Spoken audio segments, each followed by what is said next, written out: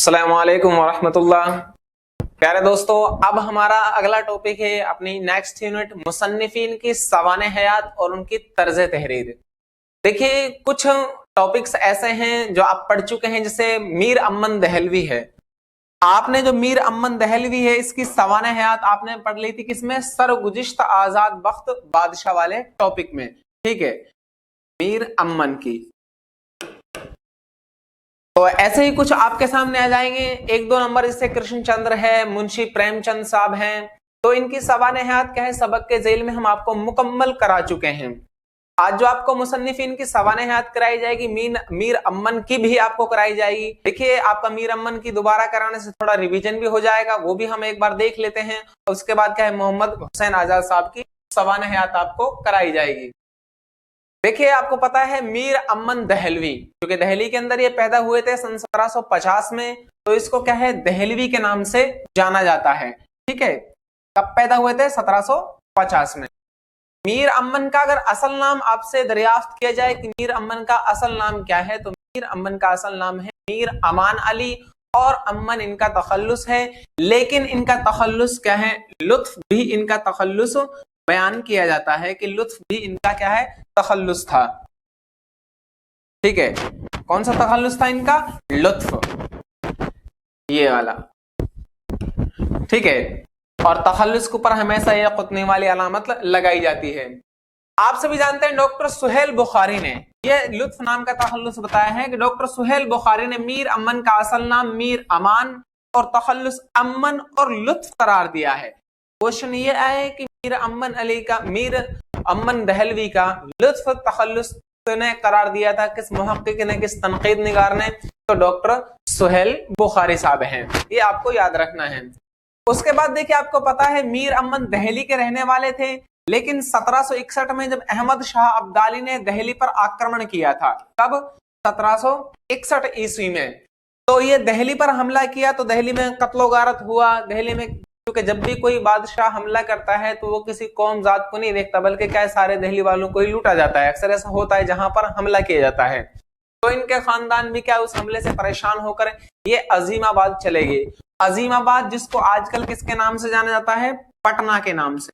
ठीक है, पटना जो क्या है, बिहार की राजधानी है। उसके बाद देखिए, जब 1761 में अजीमाबाद पटना चले गए, तो पटना जाने के बाद ये नवाबजादा मीर मोहम्मद काजिम, इनकी तालीम और तरबियत के लिए ये कलकत्ता चले गए। यानी दिल्ली से पटना गए, पटना से कहां पहुंच गए थे? कलकत्ता।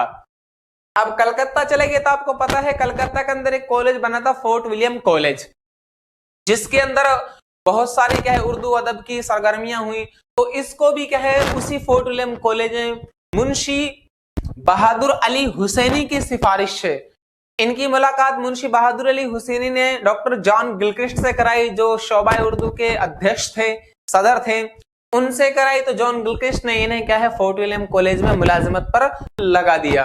तो क्वेश्चन यही आता है कि डॉक्टर जॉन गिलक्रिस्ट से मीर अमन की मुलाकात किसने कराई? तो मुंशी बहादुर अली हुसैनी ने कराई। या किसकी सिफारिश से फोर्ट विलियम कॉलेज में इनका तकर्रुर हुआ? तो भी मुंशी बहादुर अली हुसैनी ही जवाब होगा, ये आपको याद रखना है। ठीक है, डॉक्टर जॉन गिलक्रिस्ट से इसकी मुलाकात हुई। अब डॉक्टर जॉन गिलक्रिस्ट से मुलाकात के बाद इनको क्या है, किसकी हैसियत से नौकरी मिली थी? मुंशी की हैसियत से। लेकिन देखिए, मातहत मुंशी की हैसियत से, जो इनके फोर्ट विलियम कॉलेज के बारे में लिखा हुआ है, उस किताब में लिखा हुआ है मातहत, यानी मुंशी के तहत। ठीक है, बहरहाल, लेकिन एक मोटा सा आपको याद रखना है कि मुंशी की हैसियत से ये इनका तकर्रुर हुआ था। आगे आपको पता है 4 मई 1801 को मीर अमन का बतौर मुंशी तकर्रुर हो गया था। बाद में कैसे हुआ? 4 मई 1801 को बतौर मुंशी की हैसियत से ही इसी कॉलेज में इसका तकर्रुर हो गया था। देखिए, जब इनका तकर्रुर हुआ तो अंग्रेज जो लोग थे, साहिबाने आलीशान जिन्हें कहा जाता था उर्दू में, इनको उर्दू सिखाने के लिए ही और एक सियासी मकासद के तहत इस कॉलेज की स्थापना या इस कॉलेज की इजाद की गई थी। तो डॉक्टर जॉन गिलक्रिस्ट ने इन्हें उर्दू में कुछ ऐसी किताबें लिखने का हुक्म दिया या मशवरा दिया कि जिनसे क्या अंग्रेजों को उर्दू सिखाई जा सके। तो डॉक्टर जॉन गिलक्रिस्ट की फरमाइश पर इन्होंने अंग्रेजी तलबा को उर्दू सिखाने के लिए किस्सा है चहार दरवेश, जो किसकी किताब है? अमीर खुसरो की फारसी जबान में एक किताब है। इस अमीर खुसरो की फारसी किताब का तर्जमा इन्होंने बागो बहार के नाम से किया। किसके नाम से किया था? बागो बहार के नाम से। अब देखिए मेन चीज, मीर अमन ने बागो बहार 1801 में लिखना शुरू की थी और पहली बार 1803 में शाये हुई। ये बागो बहार का जो तर्जमा इन्होंने लिखना शुरू किया 1802 में मुकम्मल हो गया था और पहली बार जो शाये हुई 1803 में हुई थी। लेकिन आगे देखिए, बागो बहार के नाम से तर्जमा 1802 में मुकम्मल हो गया, लेकिन मुकम्मल किताब की सूरत में 1804 में शाये हुई थी। अगर क्वेश्चन ये आए बागो बहार कब शाये हुई, तो कब शाये हुए का जवाब है 1804। और अगर क्वेश्चन यूं आए कि पहली बार कब शाये हुई, तो उसका जवाब होगा 1803। अगर पूछा जाए बागो बहार मुकम्मल कब हुआ, 1802 में, लिखना कब शुरू हुआ, तो 1801 में। एक ही किताब के 4 सन आपको याद रखने, 1 2 3 4, इस हिसाब से, ज्यादा कोई इतना कॉम्प्लिकेटेड है नहीं। उसके बाद देखिए, मीर अमन ने 1804 में मुल्ला हुसैन वाइज काशफी की किताब अखलाके मुहसिनी, इस अखलाके मुहसिनी का उर्दू में तर्जमा किया था गंजे खूबी के नाम से। अब जरूर नहीं, बागो बहार के कई बार क्वेश्चन आ चुके हैं, तो इस बार गंजे खूबी का क्वेश्चन आपसे पूछ ले जाए कि गंजे खूबी का या गंजे खूबी कब शाये हुई, चूंकि तर्जमा क्या 1804 में मुकम्मल हो गया, तो उस वक्त ये शाये हो गई थी। या क्वेश्चन ये आ सकता है कि मीर अमन ने गंजे खूबी के नाम से किस किताब का तर्जमा किया, वो किताब असल किताब कौन सी थी, तो वो है अखलाके मुहसिनी। यही इसकी देखिए सवाने हयात और तर्ज तहरीर आपको साथ साथ बताई जा रही है। देखिए अब मीर अमन से ही मुताल्लिक है।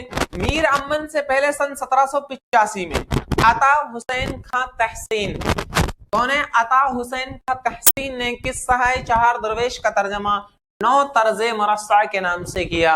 यानी इन्होंने बागो बहार के नाम से किया, लेकिन बागो बहार से पहले भी किस्सा चार दरवेश का तर्जमा हो चुका था, जो 1785 में हुआ था, मीर अता हुसैन खां तहसीन ने किया।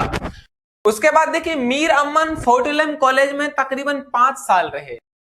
कितने रहे? तकरीबन, चूंकि 4 में 1801 में ये मुलाजिमत पर इनका तकर्रुर हुआ था, तकरीबन 5 साल रहे और 4 जून 1806 ईस्वी में यहाँ से सुबकदोश हुए, यानी मुलाजिमत को तर्क कर दिया, छोड़ दिया। ठीक है। और मीर अमन की कलकत्ता के अंदर ही सन 1837 को वफात हो गई थी। आपको पता है पैदाइश हुई थी 1750 दिल्ली में, ठीक है, और इंतकाल हुआ इनका 1837 में कलकत्ता के अंदर। कहां हुआ था? कलकत्ता के अंदर। तो ये आपको याद रखना है। उसके बाद देखिए, मीर अमन के मुतालिक कुछ कौलो अकवाल भी हैं, और ये डेफिनेशंस या कोटेशन जो होती हैं, यानी किसी का क्या कहना है मीर अमन के मुतालिक, ये अक्सर पूछ ले जाते हैं। जैसे सर सैयद अहमद खान ने कहा है, मीर अमन को उर्दू नस्र में वही मकाम व मर्तबा हासिल है जो मीर तकी मीर को उर्दू शायरी में हासिल है। क्वेश्चन ये आ सकता है, मीर अमन को उर्दू नस्र में वही मकाम व मर्तबा हासिल है मीर तकी मीर को उर्दू शायरी में, कौल किसका है? तो किसका है? सर सैयद अहमद खान का है। और देखिए 2-3 कौल और हैं, जैसे अहसन फारूकी साहब ने कहा है कि मीर अमन ने नाविल के लिए मौजू जबान की बुनियाद डाली।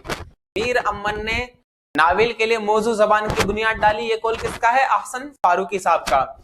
इसी तरह अहसन फारूकी साहब ने कहा है कि मीर अमन के यहाँ मुकालमा और बयान की जबान एक ही है। एक तो मतलब किसी बात का हम एनालिसिस करते हैं, किसी बात को बयान करते हैं, और एक किसी बात को एक समझाने का अंदाज होता है, तो दोनों बिल्कुल क्या है, सादा और सलीस जबानें ही मीर अमन की पहचान है। ये अहसन फारूकी का कहना है। प्रोफेसर ज्ञानचंद जैन जो हुए हैं, उन्होंने कहा है मीर अगर अहले जबान थे तो मीर अमन खालिक़े जबान है। मीर का मतलब मीर तकी मीर, कि अगर मीर तकी मीर अहले जबान है, जबान वाले थे, तो मीर अमन खालिक़े जबान है, यानी जबान को पैदा करने वाले हैं। ये बात किसने कही है? ज्ञानचंद जैन, प्रोफेसर ज्ञानचंद जैन ने। ख्वाजा अहमद फारूकी साहब कहते हैं बिलाशुबा मीर अमन ने वो नई नस्र ईजाद की जिसके जुमले आज भी मिस्री की डलियां और शरबत के घूंट मालूम होते हैं। ये कौले ख्वाजा अहमद फारूकी साहब का। तो ये थी मीर अमन की सवाने हयात और तर्ज तहरीर। ये आपके सवाने हयात का जो टॉपिक चल रहा है, इसको आपको अच्छे से याद करना है। ठीक है, अस्सलाम वालेकुम व रहमतुल्लाह।